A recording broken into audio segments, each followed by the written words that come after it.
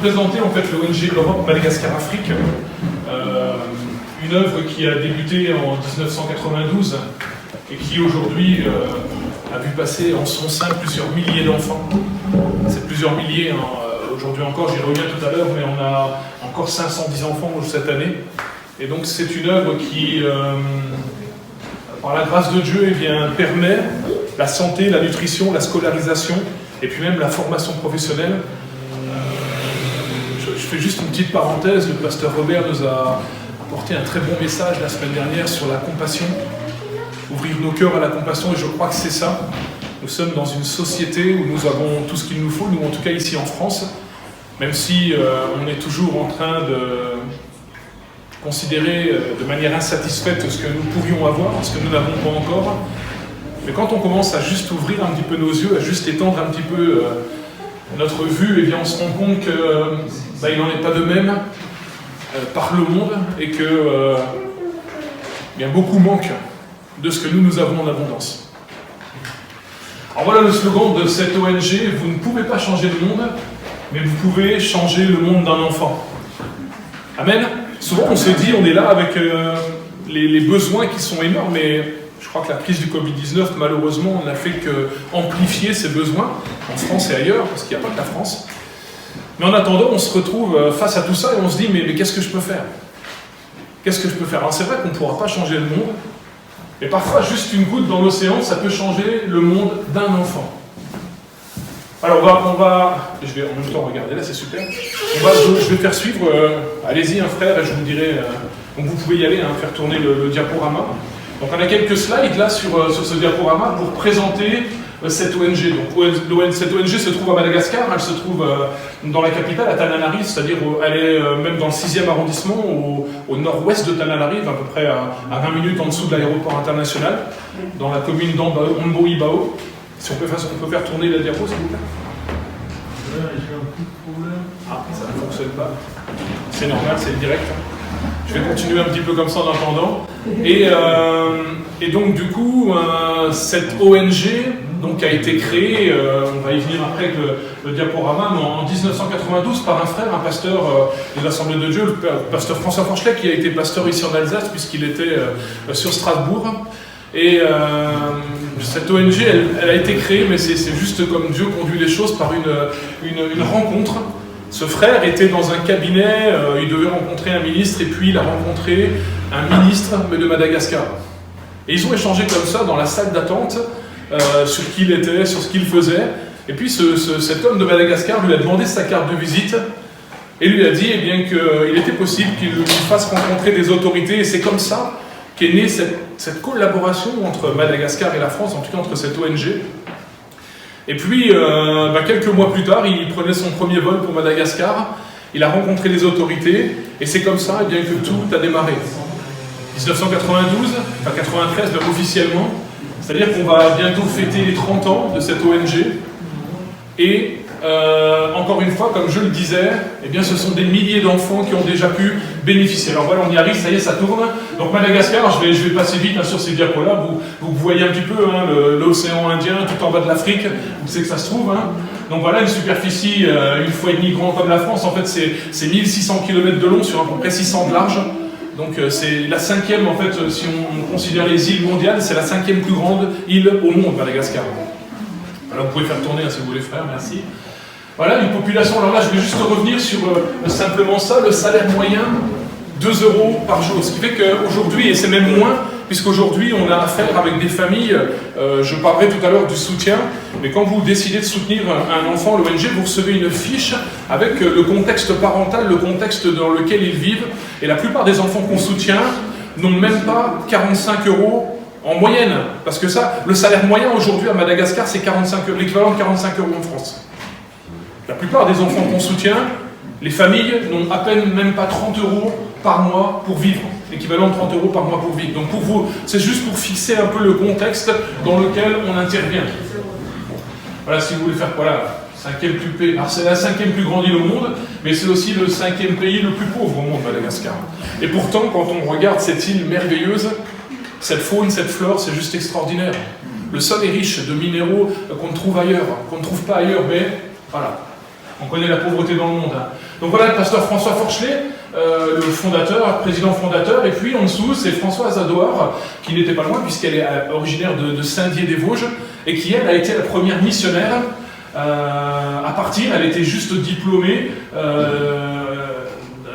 voilà, un diplôme de médecine tropicale, et donc elle est partie la première pour commencer cette œuvre après que le pasteur François Forchelet ait rencontré donc cet homme dont je vous ai parlé avant. Alors, vous pouvez faire suivre, merci. Voilà, donc là voilà. Allez-y, là, ça va défiler. Donc ça c'est le deuxième, ça c'est le frère de François Forchelet qui lui aussi a été missionnaire de 98 à 2006. Là c'est le couple qui est encore en poste aujourd'hui, de 2006 à aujourd'hui. Et Dieu voulant, eh bien, par la grâce de Dieu, nous allons être en tuilage avec monsieur et madame Mougenot pendant quelques mois sur place, afin nous eh bien, de prendre la direction d'ici le printemps 2022 à peu près, la direction de l'ONG sur place. Voilà, donc on arrive sur le village, en Boïbao, ça c'est le village où est implantée l'ONG. Donc c'est un village très pauvre, parce qu'on voit Tananarive, quand vous regardez la carte, Tananarive c'est une capitale, une grande métropole, hein, c'est 1 600 000 habitants. Vous prenez la voiture à Tananarive, c'est comme à Paris, hein, pour faire 40 km il faut 2 heures. C'est la même chose, c'est bourré de voitures partout. Donc la capitale est propre, mais le restant du pays, eh bien voilà, il y a beaucoup de besoins, et ça c'est le 6e arrondissement de Tananarive, comme quoi hein, c'est beau au centre, mais après, il y a beaucoup de misère aussi, quoi. Donc voilà, c'est ce genre d'enfants qui aujourd'hui ont accès à la scolarisation, à la santé, à la nutrition et même à la formation professionnelle. On va voir tout à l'heure que certains vont même jusqu'à décrocher des licences. Voilà le contexte dans lequel est implantée cette ONG. Je laisse défiler les slides pour l'instant. Alors voilà, on arrive au centre, alors c'est Fitaïana. Ça, c'est le centre, l'ONG, qui a été fondée donc, à Boïbao. Donc là, vous allez voir un petit peu à quoi ressemblent ces locaux, ces bâtiments. Donc c'était ça au départ. Vous voyez, et puis aujourd'hui, c'est ça. Enfin, c'est ça. Ça, c'est la partie en fait qui est réservée logement des responsables, chambre d'accueil. Alors pourquoi chambre d'accueil? Je fais juste un petit point, parce que pour ceux qui parrainent, qui deviennent parrains d'un enfant, eh bien, vous avez la possibilité, 2 fois par an, de venir à Madagascar pour rencontrer les filleuls que vous parrainez. Moyennant le prix du billet d'avion, mais il y a un voyage qui est organisé en juin, et en général un voyage qui est organisé à l'automne, aussi septembre-octobre, quand il n'y a pas le Covid, évidemment. Et normalement, eh bien, vous avez la possibilité, pour ceux qui le souhaitent, eh bien, de venir. Et donc, sur le haut de ce bâtiment, il y a tout un espace de plusieurs centaines de mètres carrés qui est réservé à ceux qui veulent et qui seront logés. Vous êtes logés en fait gratuitement dans ce qui est l'équivalent, voilà, d'à peu près d'un hôtel Ibis en France, quoi. Ibis budget, on va dire. Voilà. Donc ça, c'est tout ce qui a été construit. En fait, quand vous avez vu au départ, le terrain n'était rien. Et pendant une trentaine d'années, le frère a vraiment eu une vision juste extraordinaire. Et il y a aujourd'hui tout un complexe qui a été construit par des ouvriers malgaches, mais aussi par des Français qui ont vécu de manière expatriée pendant quelques années pour pouvoir construire ces beaux bâtiments, et qui, tout ça, en fait, n'est le fruit que des dons des églises et des parrains. Donc voilà, je vous laisse apprécier un peu la qualité en fait de tout ce bâtiment qui a été construit. Et ce qu'il faut dire là-dedans, c'est que ça a été construit, mais pour le bien-être des enfants. Je crois que c'est ça qu'il faut souligner. Vous pouvez faire tourner les slides.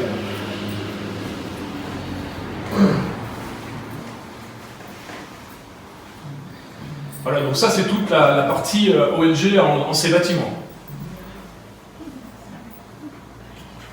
Un dispensaire avec du matériel médical, il y a un cabinet dentaire au sein du dispensaire. Alors ça c'est pareil, c'est extraordinaire. La plupart des enfants, vous allez voir tout à l'heure un peu les chiffres, la plupart des enfants n'ont jamais eu de soins dentaires, ils ne savent même pas ce que c'est qu'un médecin. Et là, il y a tout un accès au dispensaire, donc une salle de soins, une pharmacie, un cabinet dentaire, et même, je crois que c'est sur la prochaine slide, non, on ne l'a pas sur celle-là, mais en tout cas, il y a tout un appareil aussi ophtalmologique qui a été offert par un hôpital de Paris en 2015, et qui a été mis en service seulement en 2019, malheureusement, mais en tout cas, qui sert et qui permet de consultation, et il y a même un organisme qui s'appelle le Lions Club, qui s'est associé à l'ONG pour pouvoir donner des lunettes gratuitement aux enfants, à tous ceux qui avaient besoin. Donc vous voyez que cette œuvre se développe et cherche encore à se développer. Voilà, donc là on arrive à l'école maintenant. Donc ça, les chiffres sont, je vais les mettre à jour à peu près. Aujourd'hui c'est plus de 489 enfants, nous avons 510 enfants à charge sur l'année scolaire 2020-2021. Donc là j'ai encore les chiffres de 2019, vous m'en excuserez. Voilà, donc les classes ont été faites un peu... Alors c'est une école privée, donc qui n'est pas sous l'égide de l'éducation nationale, ni malgache, ni française, c'est une école privée, mais qui permet eh bien, d'obtenir des diplômes qui sont validés dans le pays, quoi. Voilà, donc c'est fait un peu à la française, hein, les salles de classe. Hein. On se croirait hein, dans des écoles chez nous, un peu. Hein. Alors, regardez cette belle photo, avec tous ces enfants, si on peut juste revenir une fois en arrière, et tous ces enfants, la plupart des vêtements qu'ils portent, les sacs à dos, alors tout le matériel scolaire, les sacs à dos, tout ça est offert par l'ONG, c'est le soutien, et en général, les vêtements qu'ils portent, la plupart, ce sont les parrains, ceux qui sont parrainés, qui offrent, alors vous allez voir, je vais vous le dire tout à l'heure, mais pour 20 € par mois, quand on considère que le salaire moyen à Madagascar, c'est 45 € par mois, quand vous donnez 20 € par mois pour un enfant, eh bien on paye sa santé, sa nutrition, sa scolarisation, son accès aux soins, et en même temps, on a aussi une part qui est donnée à la famille pour le soutien de la famille. Voilà, merci. Donc le taux de réussite, hein, je vous disais dans l'école, il y a vraiment une belle réussite dans l'école, mais on n'est pas que du scolaire, vous voyez qu'il y a aussi des mécaniciens qui ont été diplômés, des menuisiers, et même une licence en droit. C'est-à-dire, je m'arrête juste un temps là, les enfants sont pris... On va avoir une slide tout à l'heure qui est juste impressionnante, mais les enfants viennent dans la rue, on les reçoit, ils ont 5-6 ans, et puis ils vont être suivis jusqu'à la fin de leur scolarité. C'est-à-dire qu'au départ, avec un seul parrain, ça suffit, et puis après, quand ils vont en études supérieures, des fois c'est 3-4 parrains, c'est-à-dire 60-80 € sur la même personne, pour permettre, l'objectif c'est de permettre à l'enfant, à l'élève, de suivre sa scolarité jusqu'au bout. La plupart sont doués, mais ils n'ont juste pas les moyens de pouvoir aller jusqu'au bout. Et le but de l'ONG, c'est de leur permettre d'aller jusqu'au bout. Tout ça dans un contexte chrétien, bien évidemment. Donc voilà, ça c'est un peu la fierté, mais une licence de sage-femme, une licence en informatique, une licence en son et multimédia. D'ailleurs, Hendry, eh bien lui s'est mis au service maintenant, il a d'ailleurs créé une petite, ce qu'on appellerait un peu une entreprise en France, une petite entreprise, et il s'est mis au service de l'ONG pour faire tout ce qui est les vidéos, tout le son et multimédia de l'ONG. Donc ça c'est aussi les belles histoires de cette ONG sur place. Voilà à quoi ça peut ressembler un échange filleul-parrain. Donc ça c'est une petite fille qui est parrainée par un couple en France.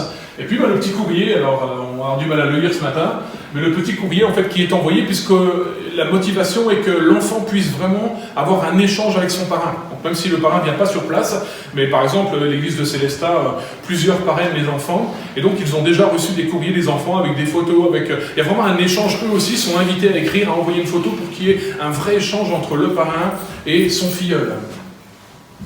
Voilà, donc ça c'est des personnes françaises qui sont venues à l'ONG pour voir, et puis voilà, les enfants qui remercient leurs parents.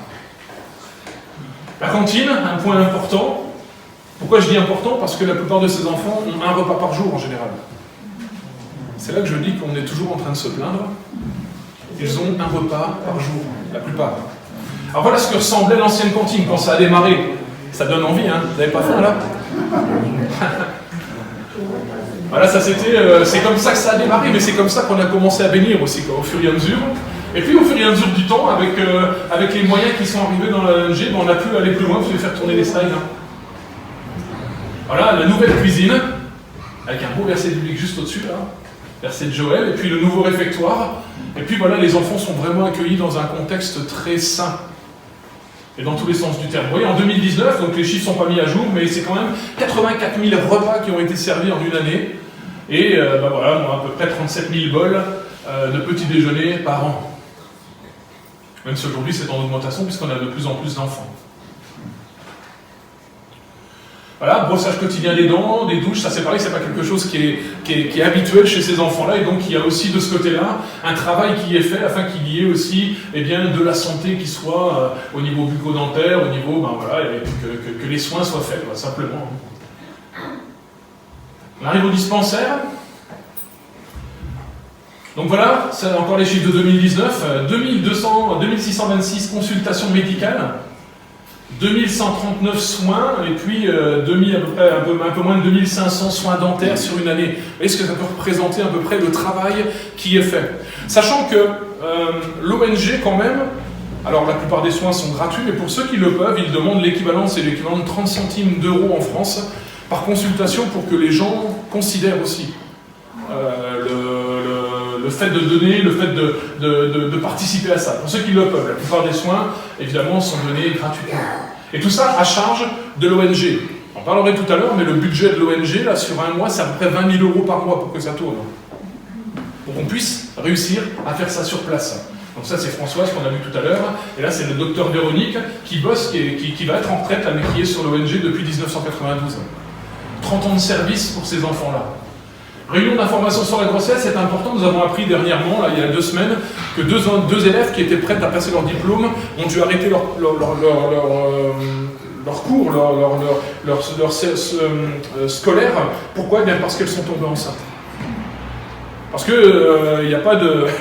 Malheureusement, on n'est pas en France et il n'y a pas tout ce qu'on peut connaître en France pour la protection, tout ça. Et là, eh bien, voilà, il y a des réunions d'information qui sont données par les médecins pour mettre eh bien, à même au courant tous ces enfants, tous ces jeunes, des risques qu'ils prennent aussi. Et puis ben, voilà, aussi pour toutes les maladies sexuellement transmissibles.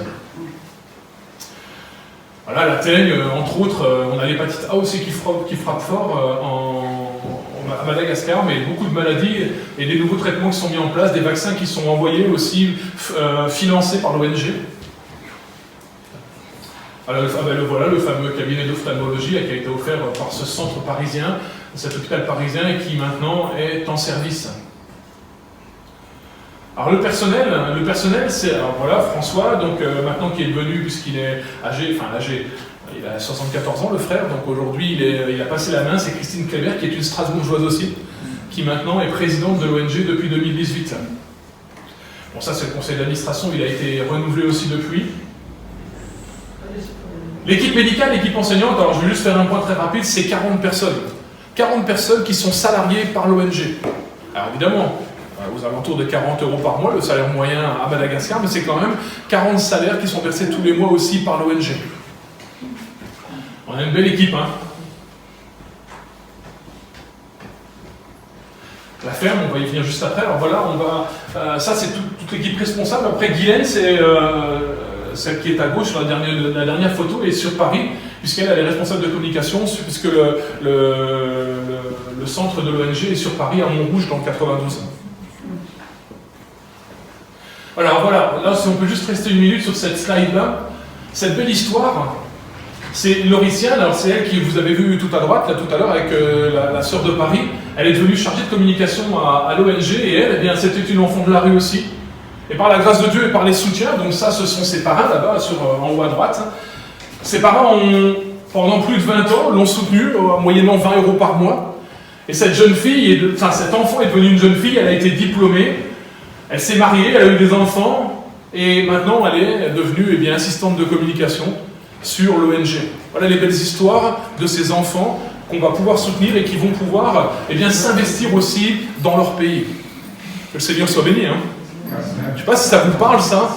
Moi, j'aime avoir des entrailles de compassion et moi, ça me parle quand je vois ça. Je bénis vraiment le Seigneur.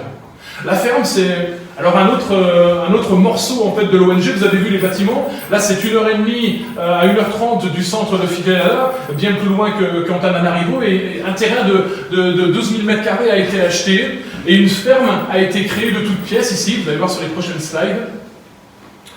Voilà, il y a une clôture du terrain, bassin de rétention, forage de pluie. Et puis aujourd'hui, donc les différentes maisons, les différents bâtiments qui ont été mis sur ce terrain, poulailler, porcherie. Voilà, et aujourd'hui, on a des élevages de poules, de canards, des plantations fruitières, un démarrage d'élevage de porcs, des cultures vivrières, et tout ça pourquoi? Eh bien pour nourrir les enfants sur le centre Fitaïn. Pourquoi? Eh bien parce que la viande, c'est quelque chose qui coûte très cher, par exemple, à Madagascar. Et du coup, l'objectif était de pouvoir réduire les coûts de l'ONG aussi, et le meilleur moyen de les réduire, c'était de faire nous-mêmes sur place. Sachant que là, il y a 12 000 m², mais qu'on a un projet d'agrandir, puisque le terrain qui est à côté est aussi en vente, et on a le projet d'acheter ce terrain-là, et d'agrandir encore ces cultures, moyennant finance, évidemment. Quelques actions humanitaires pour terminer ce diaporama. Alors, aujourd'hui, ça s'appelle Europe, Madagascar, Afrique, mais l'ONG a d'abord, dans ses premières années, maintenant on est centré sur Madagascar, et dans ses premières années a aussi béni en Afrique, et plusieurs actions humanitaires ont été faites en Afrique aussi. Voilà, des distributions de farine aux sinistrés. On a, je ne sais pas si vous avez entendu l'actualité ces derniers temps, le sud de l'île de Madagascar a été... dans le sud de l'île, par exemple, là, il y a eu des orages dernièrement, mais ça faisait 3 ans qu'il n'avait pas plu, quoi. 3 ans qu'il n'avait pas plu, 3 ans sans une goutte d'eau. Et donc, évidemment, c'est la sécheresse, c'est la famine, vous le comprenez bien. Et l'ONG a pour but aussi de pouvoir bénir dans ces moments-là. C'est-à-dire de pouvoir apporter des fonds, de pouvoir apporter de la nourriture, voilà, de distribuer des vêtements même aux personnes les plus démunies. C'est une grâce de Dieu. Une grâce de Dieu quand on n'a rien. Évidemment, pour nous, ça peut peut-être nous paraître un peu parce qu'on a tout. Mais quand on n'a rien et qu'on vient avec un sachet de vêtements et qu'on vous donne des vêtements et que les enfants sont contents, par exemple, parce qu'ils ont une nouvelle paire de chaussures qui n'est pas trouée, où les orteils ne passent pas au travers, c'est quelque chose. Voilà l'exemple d'une petite, un Cynthia. 5 kilos à 6 mois et demi. C'est... Voilà.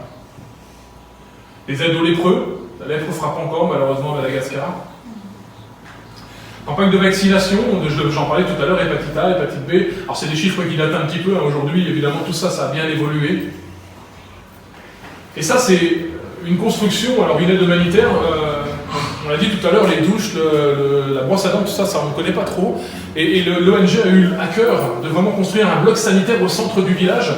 Donc c'est un des seuls du pays qui est équipé avec un ballon d'eau chaude et le savon et le papier hygiénique sont distribués gratuitement à la population pour pouvoir venir ici et pour pouvoir bénéficier d'une bonne douche, d'un lavabo, quoi. Hein, tout ce qu'on peut faire le matin, vous vous êtes tous fait beau ce matin avant de venir au culte. Mais c'est pas partout pareil. Comment tout cela est possible ? On peut faire tourner, voilà. La foi, la prière, l'action. On a foi. Foi en quoi ? Foi en qui ? Foi en un grand Dieu. Alléluia.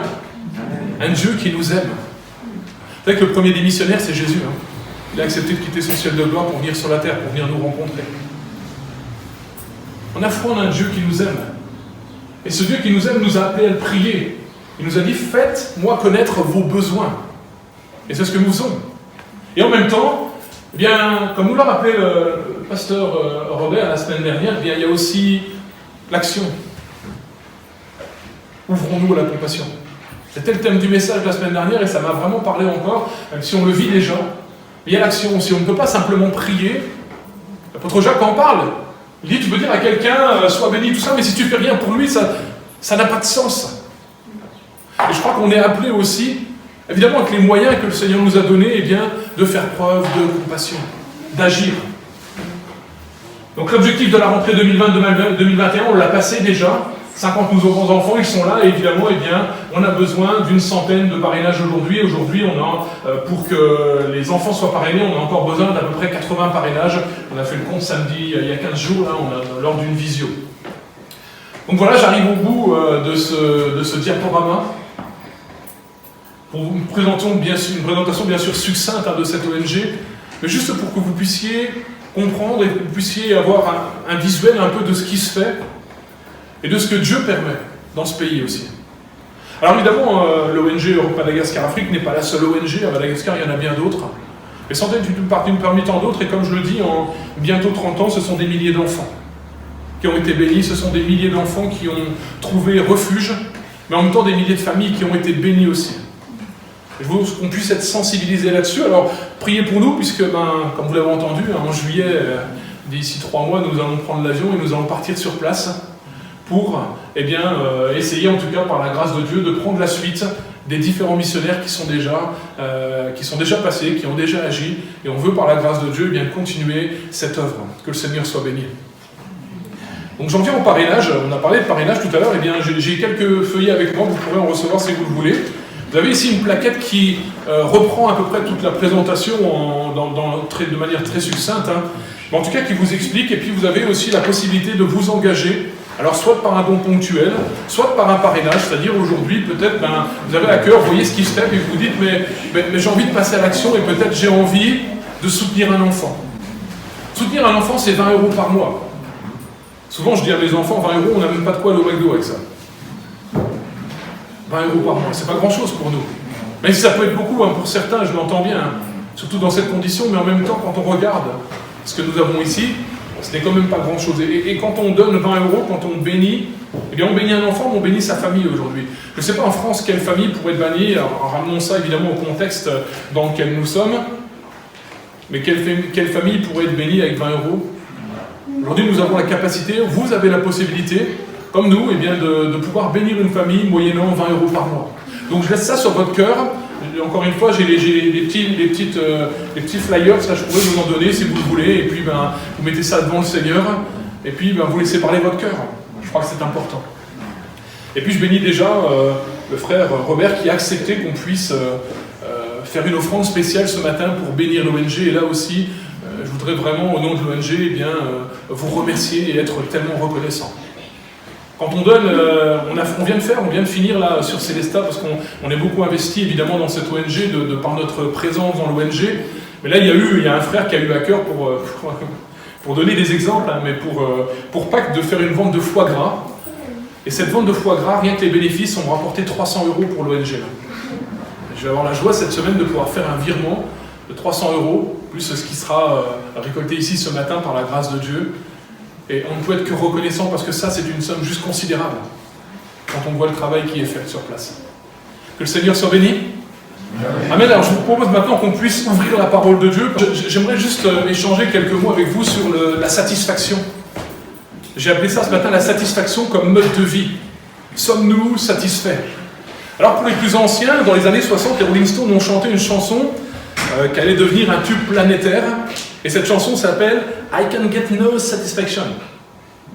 On peut traduire « je ne peux me satisfaire de rien » ou « je ne trouve rien pour me satisfaire ». C'est presque prophétique pour la vie que nous vivons aujourd'hui. L'insatisfaction est devenue quelque chose de chronique, telle une maladie qui ronge l'être humain.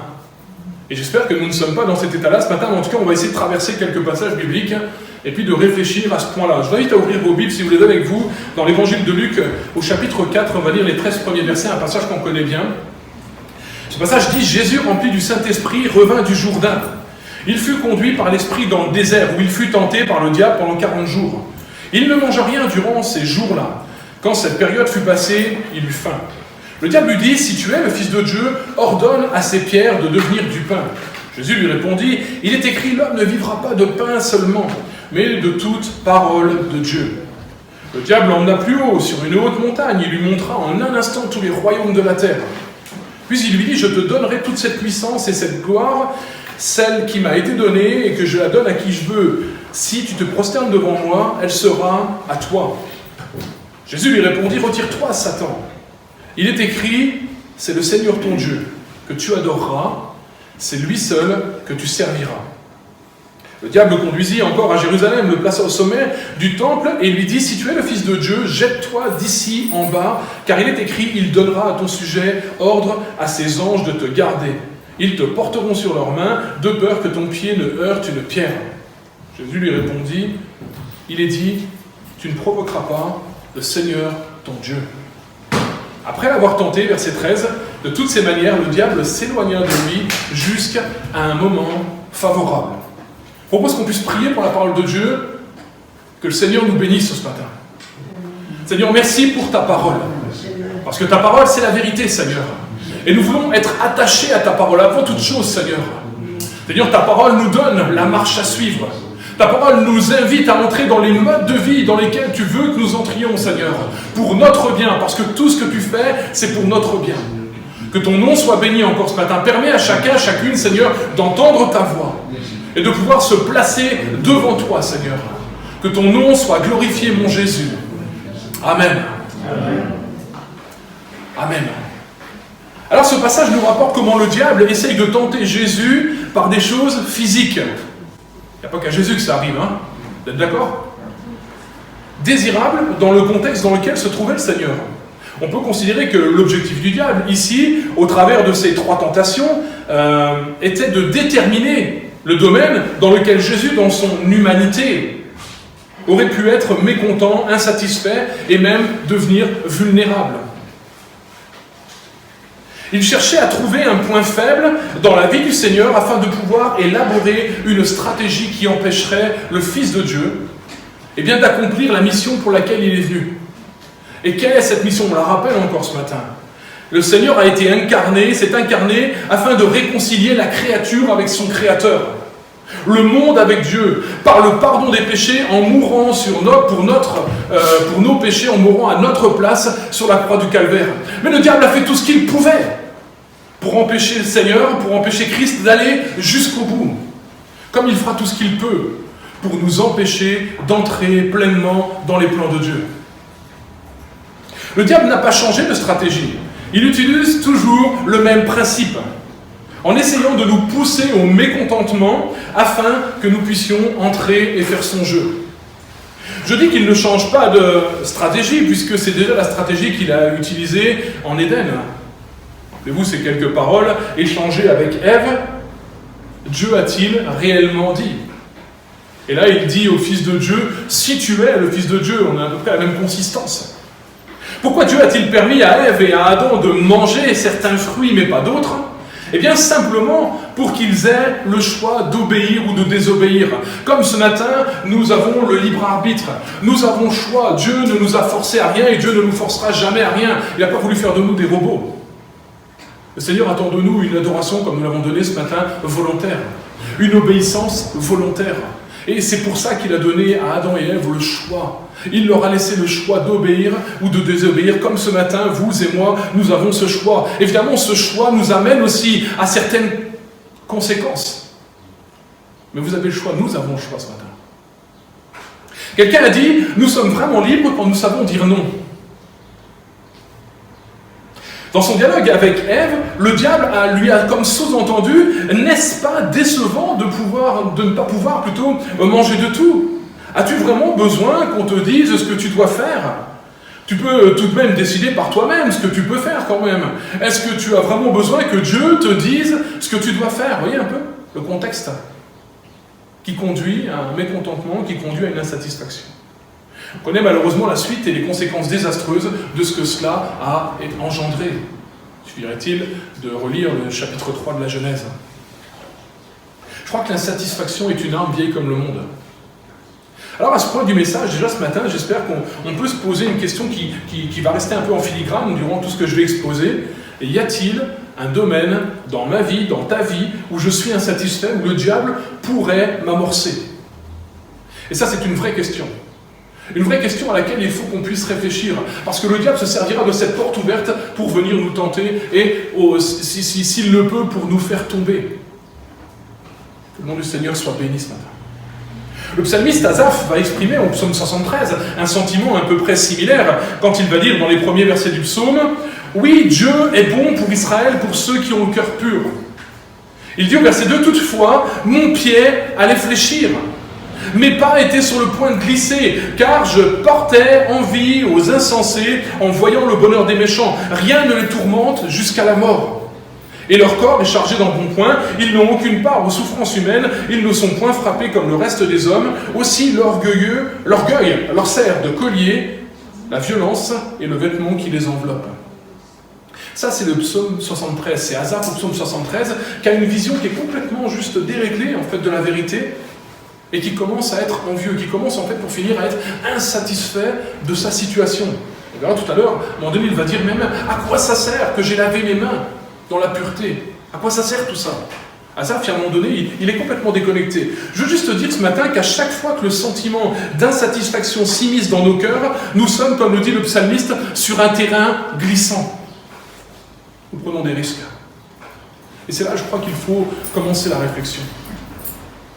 Le principe, la stratégie du diable, est de nous amener à être mécontents de ce que nous sommes, de ce que nous avons. On pourrait parler ce matin de notre mariage, de notre travail, de notre maison, de notre voiture, de notre église, peut-être même de notre pasteur, de notre foi. Waouh! Est-ce que dans tout ça, il y a juste un endroit, il y a juste où je suis insatisfait? Vous savez que l'adultère vient de la satisfaction dans le mariage, par exemple. J'emploie des gros mots ce matin. Mais quand même, réfléchissons-y.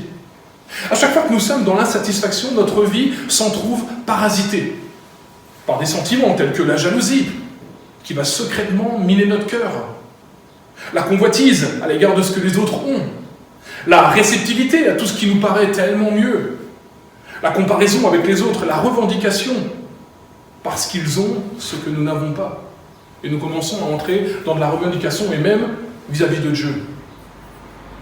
Je crois qu'en disant cela ce matin, nous pouvons nous rendre compte que notre attitude, cette attitude, dans nos vies, nous entraîne sur le chemin de la désobéissance au commandement de Dieu. Et c'est là que c'est le plus important. Et c'est là que je disais qu'on est sur un terrain glissant, ça devient dangereux quand on commence à désobéir à Dieu lui-même. La Bible nous parle à plusieurs reprises du peuple d'Israël. Le peuple d'Israël qui était mécontent, qui était dans une insatisfaction presque constante. On peut lire en Nombre 11, verset 1 par exemple, ce peuple d'Israël murmura, et le texte nous dit que ça déplut à l'Éternel. Le peuple murmura. En général, on ne murmure pas quand on est content, quand on est satisfait. Le murmure vient quand on est mécontent, quand on est insatisfait de quelque chose. Pourtant, ce peuple d'Israël, ils avaient la manne, ils avaient l'écaille, la protection de l'Éternel jour et nuit, un homme exceptionnel en la personne de Moïse à leur tête. La mer Rouge s'est ouverte, Pharaon et son armée ont été décimés. Pourtant, ils n'étaient pas satisfaits. Et le gros point, c'est que cela les a conduits à se faire un veau d'or, un autre Dieu.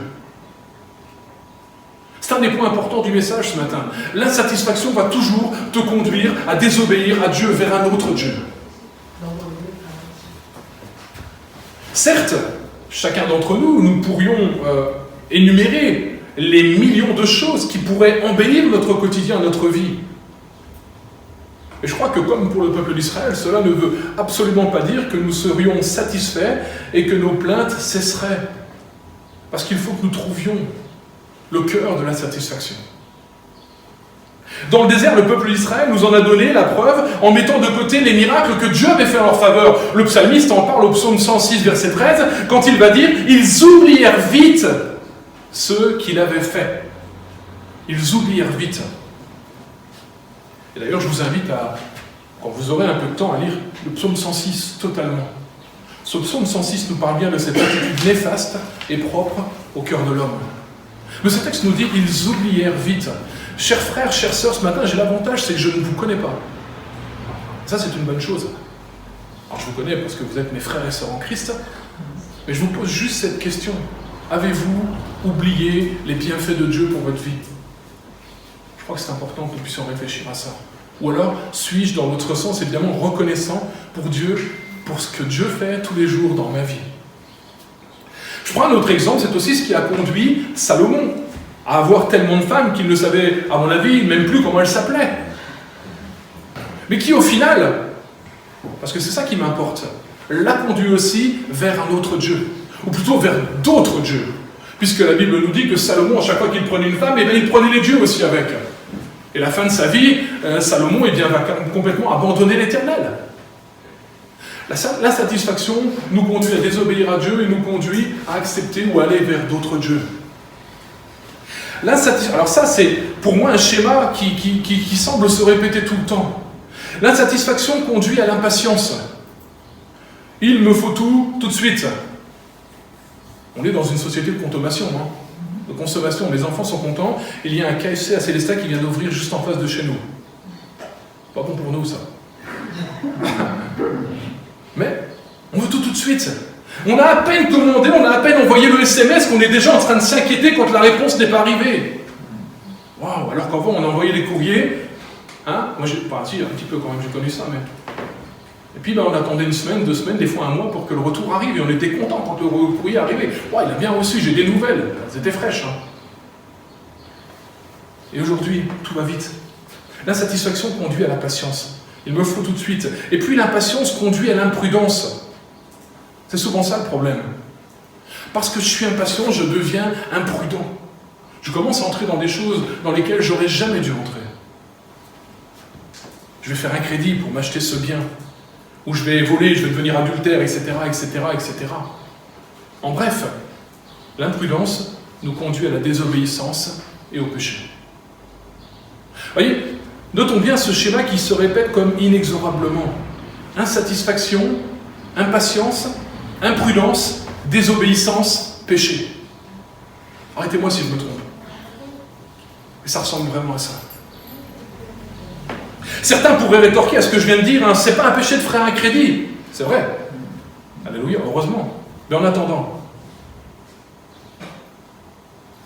quand cela devient compulsif, ayant pour fruit une insatisfaction chronique, il faut que j'achète, il me faut ça, il me faut encore ça, eh bien ça traduit à mon sens, excusez-moi, je suis direct, mais un état d'esclavage. Et Jésus est venu pour nous rendre libres, pour nous libérer des différents maîtres dont nous sommes devenus esclaves, c'est ce que la Bible nous dit. 2 Pierre 2,19, car chacun est esclave de ce qui a triomphé de lui. Évidemment, on a besoin de faire un crédit pour acheter une voiture, on a besoin de faire un crédit pour acheter une maison, et la Bible n'est pas contre ça. Entendons-nous bien ce matin. Je crois qu'être satisfait, c'est être libre. Je l'ai dit tout à l'heure, celui qui est vraiment libre, c'est celui qui sait dire non. Paul dira qu'il a appris à être dans le contentement malgré les états dans lesquels il se trouvait. Et quand on lit les évangiles, quand on lit surtout les épîtres, et toutes les épîtres, tout ce qui parle de Paul, eh bien on se rend compte que Paul a traversé tellement d'épreuves dans sa vie, des états tellement différents, de l'emprisonnement à avoir été laissé mort. Et il dit, j'ai appris à être dans le contentement. J'ai appris à être satisfait. Il dira en Philippiens 4, versets 11 et 12, ce n'est pas en vue de mes besoins que je dis cela, car j'ai appris à être content de l'état où je me trouve. Je sais vivre dans l'humiliation et je sais vivre dans l'abondance. En tout et partout, j'ai appris à être rassasié et à avoir faim, à être dans l'abondance et à être dans la disette. Et il dira juste après, j'y reviens, je puis tout par celui qui me fortifie. Alléluia. Est-ce que ce matin, chers frères et sœurs, tu peux dire, je puis tout par celui qui me fortifie? Est-ce que ce matin on peut dire, comme Paul, j'ai appris à être satisfait, il ne me manque rien?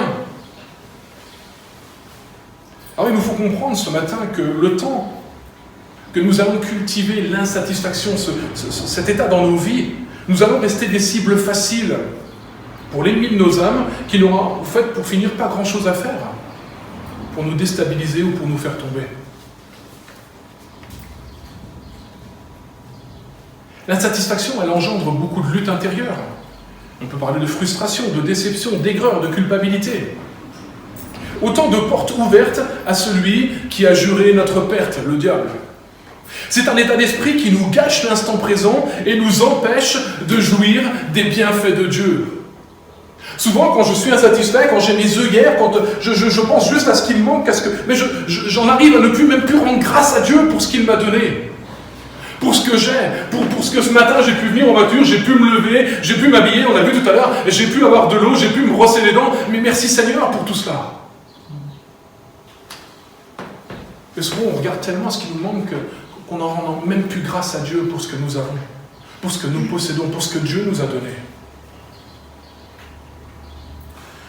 L'insatisfaction, le mécontentement va produire même en nous la peur de manquer, la peur de ne pas être à la hauteur, la peur de lendemain morose même parfois. Vous avez sûrement entendu ça, je reviens à la relation de couple, mais parfois alors avec mon épouse, on va fêter 21 ans de mariage là cette année, et puis on m'a souvent posé la question, mais comment tu fais pour rester avec la même femme depuis 21 ans? Tu t'ennuies pas, gars?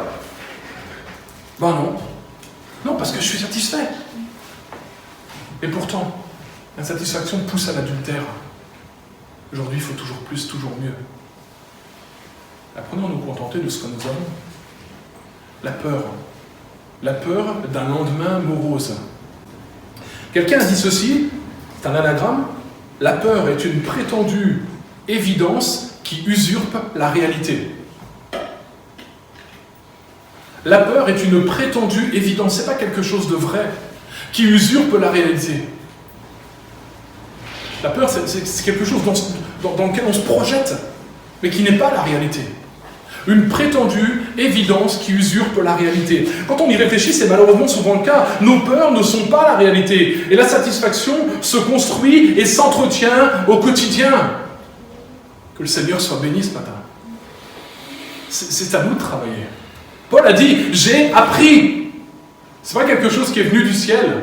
Il a appris dans l'état dans lequel il était à être satisfait, à être dans l'abondance et à être aussi dans la disette, mais à être content. Satisfait. Alors après avoir considéré ce point de vue, et je vais terminer, il faut regarder à ce que la parole de Dieu nous dit sur le comment faire pour être satisfait, pour être en mode satisfaction dans nos vies. La réelle satisfaction est le résultat d'une profonde relation avec Dieu. Et je crois que c'est ça la clé. Tu ne peux pas être satisfait le temps que tu n'es pas en profonde relation avec ton Dieu. Parce que le temps que tu es en relation avec le monde t'en donnera et t'en proposera toujours plus. Alain Souchon a chanté une chanson, j'étais juste à peine né, il y a peut-être 40 ans en arrière, cette chanson s'appelait « Foule sentimentale ». Vous vous rappelez cette chanson ? Foule sentimentale, on a soif d'idéal. Attiré par les étoiles, que des choses pas commerciales. Les paroles, je aime ces paroles. Il dit, on nous fait croire que le bonheur, c'est d'en avoir plein nos armoires. Ça nous ressemble, ça, aujourd'hui, je trouve. Ça aussi, c'était quelque chose d'un peu prophétique. Parce qu'aujourd'hui, on a l'impression que si on n'a pas l'iPhone, je ne sais pas combien on est, l'iPhone 28, non, 12, j'en sais rien, je sais pas. Voilà, 12. On a l'impression que si on n'avait pas le dernier iPhone 12 dans la poche, on n'est pas bien, ça va pas. C'est pas cool. Dès qu'il y a une petite rayure sur mon téléphone ou quelque chose, il faut que j'en change, parce qu'il ne fonctionne plus. Rendez-vous compte, il a une rayure. Excusez-moi, mais c'est pathétique. On en est arrivé là aujourd'hui. Attiré par des choses qui sont juste pas commerciales. La réelle satisfaction est le résultat d'une profonde relation avec Dieu. Luc 12, 31 nous dit « Faites donc du royaume de Dieu votre première préoccupation. Et tout le reste vous sera donné par-dessus. » Amen. Dieu s'occupe de nous. Alléluia. Est-ce que tu peux le dire ce matin dans ton cœur ? Dieu s'occupe de moi. Il l'a promis. Il a dit qu'il serait tous les jours avec nous. Et puisqu'il s'occupe de moi, eh bien moi je peux m'occuper des autres. Compassion. Parce que la satisfaction va rimer avec la compassion. Quand je suis satisfait, quand j'ai ce qu'il faut et quand je me contente de ce que j'ai, eh bien j'en aurai même suffisamment pour donner encore. C'est ce que nous dit la parole de Dieu. Et souvent je regarde tellement à ce qui me manque que j'ai l'impression que mon compte en banque ne suffira jamais. Qu'est-ce qui apporte la satisfaction ? Eh bien, la satisfaction vient de Dieu. Et elle se développe quand on adopte son point de vue sur la vie. Pas le point de vue du monde, mais le point de vue de Dieu sur la vie. Je le dis encore, je relis encore ce passage, Philippiens 4, 12, verset 13. « Je sais vivre dans l'humiliation, je sais vivre dans l'abondance. En tout et partout, j'ai appris à être rassasié, à avoir faim, à être dans l'abondance et dans la disette. Je puis tout par celui qui me fortifie. » Paul n'était pas un surhumain, c'était pas un Superman. Il a juste appris à être satisfait avec son Sauveur, à marcher avec Dieu, à lui faire confiance au quotidien. J'ai appris. Ça sous-entend une part de volonté, un effort d'apprentissage. Combien c'est dur d'apprendre. Pour la plupart, on n'est plus à l'école, heureusement. Moi, je dis heureusement, mais c'était compliqué d'apprendre. C'est la phase la plus dure dans notre vie, la partie où on doit tout apprendre et on doit respecter des lois et on doit respecter, c'est compliqué. Pourtant, je crois que la vie avec le Seigneur, elle nous donne un cadre. Et c'est dans ce cadre-là que nous pouvons être satisfaits. Vous connaissez peut-être ce proverbe qui dit « Lève-toi chaque matin avec de la détermination et tu te coucheras chaque soir avec de la satisfaction. » Lève-toi chaque matin en étant déterminé et tu te coucheras chaque soir satisfait. Que le Seigneur nous aide. Pierre dira à Jésus, je continue, « Montre-nous le Père et cela nous suffit. » On n'a rien besoin d'autre. Parce qu'en Christ, nous avons tout pleinement. Colossiens 2, versets 9 à 10, car en lui habite corporellement toute la plénitude de la divinité. Vous avez tout pleinement en lui qui est le chef de toute domination, de toute autorité. Tout pleinement en Christ. Montre-nous le Père, c'est ce que Pierre dit. J'espère que c'est notre prière ce matin. Montre-nous le Père et cela nous suffit. Je crois qu'une des clés pour la satisfaction pour le croyant, eh bien, c'est de faire confiance à Dieu. Le Seigneur a dit qu'il pourvoirait à nos besoins. Le Seigneur a dit qu'il ne nous abandonnerait jamais. Quand bien même une mère qui allait abandonnerait ses enfants, la Bible dit « Moi, je ne t'abandonnerai jamais. Ton nom est inscrit dans la paume de ma main. » C'est ce que vous lisez en Ésaïe.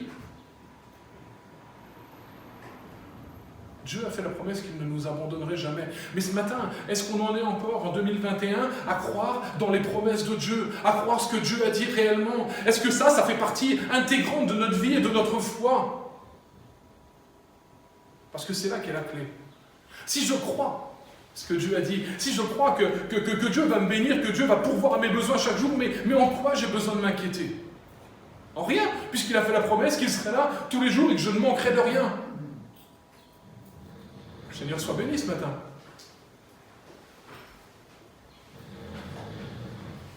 Le psalmiste cite le psaume 73 encore. Au psaume 73, quand il dit « J'ai eu cette attitude jusqu'à ce que j'ai eu pénétré dans les sanctuaires de Dieu. » Ça, c'est important. Il considère la voie des méchants, il est en train d'être insatisfait, ses pieds sont en train de glisser jusqu'à ce qu'il revienne dans la présence de Dieu, en fait, pour finir.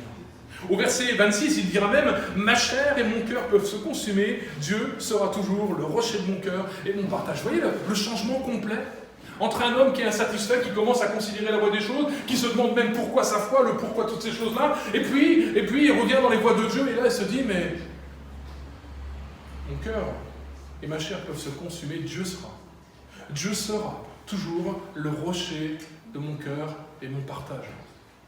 Un vrai changement de position. Et un changement de position pour lequel notre société en aurait bien besoin, j'ai envie de dire, mais nous peut-être les premiers. Le frère avait raison en parlant de l'Église, et je crois que l'Église a besoin de changer de positionnement aussi.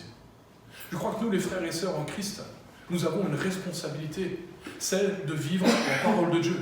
Amen.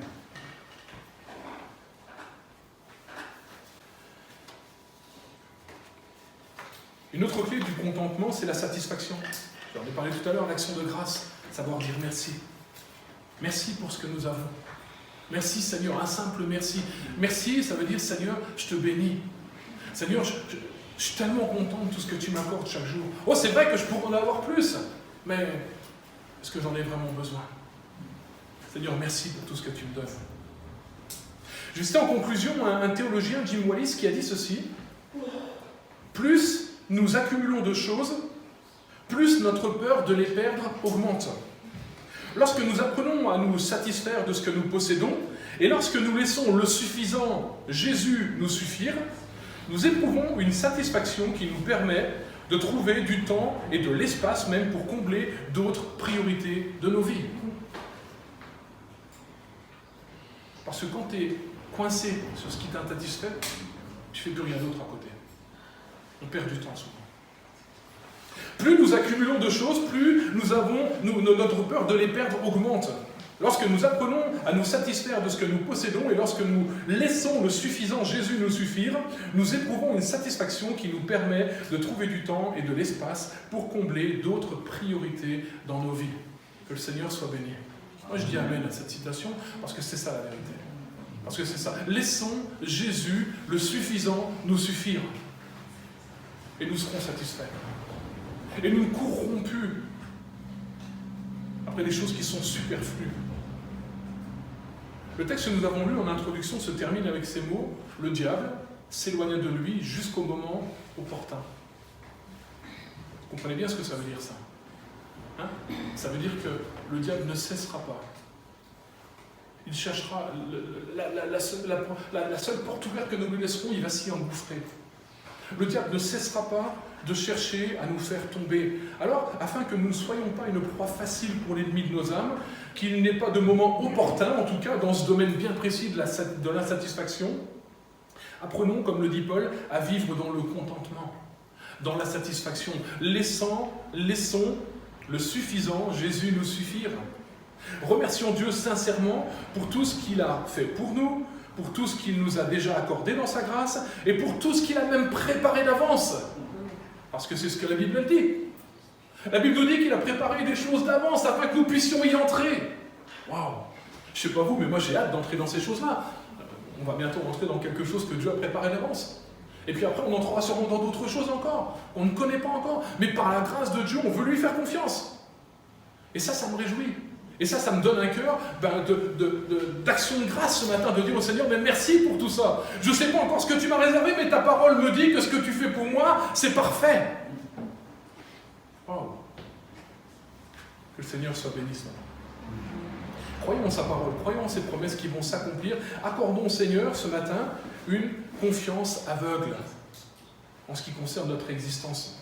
Ne laissons pas la peur nous envahir. Je répète encore, la peur c'est juste une prétendue évidence qui usurpe la réalité. Ce n'est pas la réalité. La réalité, comme la satisfaction, se trouve en Jésus-Christ et en lui seul. Encore ce dernier verset pour terminer, Proverbe 15, verset 15. Le cœur content, satisfait, est un festin perpétuel. Amen, que le Seigneur soit béni. J'en ai terminé avec ce message, j'en ai terminé avec cet apport de la parole de Dieu ce matin. Je ne sais pas comment vous faites habituellement, est-ce qu'on peut prier pour la parole de Dieu?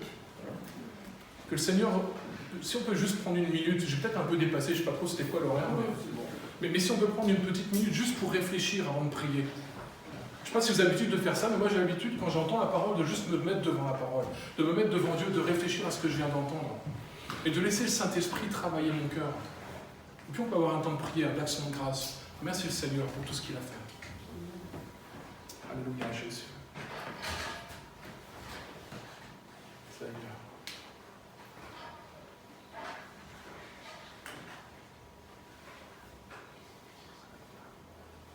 Je reviens sur cette question que j'ai posée au départ. Y a-t-il quelque chose qui t'insatisfait dans ta vie? C'est peut-être le moment d'y réfléchir. Et c'est peut-être le moment de déposer ça au Seigneur ce matin. De dire, Seigneur, là t'as touché un point, il y a quelque chose qui ça me chagrine. Je sais que le diable a une porte ouverte par rapport à ça. Je sais que je suis tenté, Passons-nous devant le Seigneur avec cet état d'esprit-là.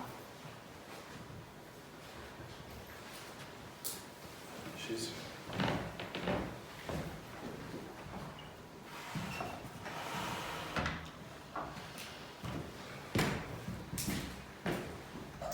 Seigneur, ce matin, on veut te louer et te remercier pour ta parole. Te remercier pour qui tu es. Te remercier pour ce que tu fais. Te remercier pour ta grandeur, ton amour, ta patience envers nous, ta bonté, ta miséricorde. Seigneur, nombre de fois dans ta parole, tu nous as démontré. Et c'est écrit d'ailleurs, alors que nous étions encore pécheurs, Christ est mort pour nous. Seigneur, ce matin, je veux me contenter de ça, de ce que mon nom est inscrit dans le livre de vie, de ce que je suis appelé ce matin ton enfant, de ce que je fais ta joie. Seigneur, merci pour tout ce que tu m'as donné, merci pour ma famille, merci pour mon épouse, merci pour mes enfants. Merci pour la vie dans laquelle tu nous as fait entrer. Seigneur, permets dans ma vie, personnellement, que rien ne soit une porte ouverte à ce que l'ennemi de mon âme puisse venir m'amorcer. Seigneur, je veux te rendre grâce en toutes choses. Je prie pour chacun, pour chacune ce matin, Seigneur. Tu connais les défis, tu connais les positionnements, tu connais les vies.